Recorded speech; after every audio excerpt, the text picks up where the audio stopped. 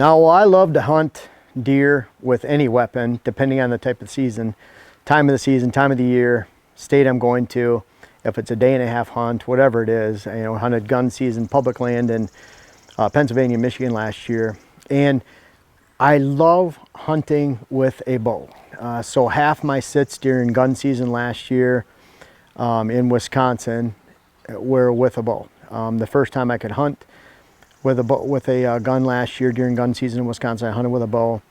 And it depends on the tree stand location. Obviously, if I'm sitting in one of the rednecks at a long distance, then I don't mind shooting a deer with a muzzleloader or a rifle from a long distance. But I really like getting up close and personal and hunting those funnels in areas where I can actually shoot with a bow during gun season. And that's ultimately my favorite way to hunt. Throughout the years, that was born from, I bow hunted before I ever even gun hunted. Bow season was something I could do easily.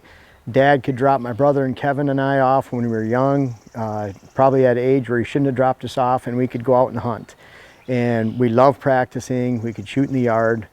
And so my roots of hunting are born out of bow hunting. I didn't gun hunt for 3 or 4 years into my deer hunting days, closer to the late 80s.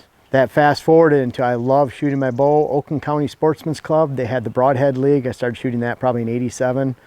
Shot your broadheads through cardboard silhouettes into a sand trap. And I love that. I shot with my friends, late Bob Potts and Dave Potts. And I love that time of year. Hot dogs on the grill afterwards, hamburgers, sitting around. We played poker afterwards. It was a great time. I love that time. And that bow league actually went right up until the week before the October 1st opener. That was a special time. This Broadhead League here in Southwest Wisconsin, we end late August, and I always feel like we should be shooting another 4 or 5 weeks and starting later for that too. My roots are bow hunting. I really got into the competition in the 90s, shot a lot of NFA, indoor, national, went to the nationals for Canada, state of Michigan shoots all over the place, shot as a professional 3D archery, shot open class to semi-pro, professional. Had a factory sponsorship from Matthews throughout there, late 90s, early 2000s. Always born from bow hunting. I love to shoot. I love to compete. And I have some videos out there on your wrist, how to relax your grip, a 5-point anchor system, you know, ways that you can actually mechanically shoot better. I have some articles out there like that too. But really what it boils down to is one of the greatest archery tips, greatest bow hunting tips, practice tips that I can really give. Of course, you want to shoot, you don't want to be overbowed, you don't want to be sky drawing, you want to be able to pull straight back at that whitetail when he comes in, especially mature buck. You can't have that much movement. But when you're practicing during the summertime and when you're going out, I rarely practiced at the actual range that I thought I was going to shoot a whitetail at, which is anywhere from 15 to 25 yards. I've always practiced at 40 to 60 yards. I think it's such a huge advantage if you take the time to practice at 60 yards if you think you're only going to shoot to 30. If you're only going to shoot to 20, then practice at 40 yards. You're never going to get better at 20 if you don't shoot a greater distance and learn to hone in on that greater distance. It's amazing how you'll go out, and I know some of you out there, you go shoot at 50, 60, 70, 80 yards, whatever it is, and you lose some arrows. But the more you shoot at that distance, you're going to shrink down your group size at 50, 60 yards. And who cares if it's only a 10-inch plate size or a foot size or a 14-inch group. If you're going from a 3-foot group down to a 10-inch group, an 8-inch group, whatever it might be, you're even packing them in there at 2 inches, 3 inches. When you step back to 30 and when you step back to 20, wow. Your confidence level, your group size, your accuracy. I mean, you can try to shoot a fly off a white target at 20 yards.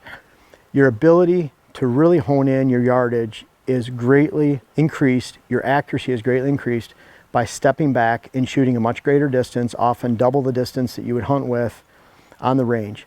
I find that is a very ethical way to practice. Always shoot longer than you would.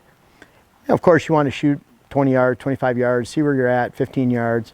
The bulk of my time is practicing at that 30, 40, 50, 60 yard range, knowing full well that my extended archery range, even in a perfect shot, perfect weather, perfect gear, perfect deer position might only be 40 yards. I'm still going to always practice 60, 70, 80 yards every year, because I want to make sure when that moment of truth arrives that I'm full of confidence.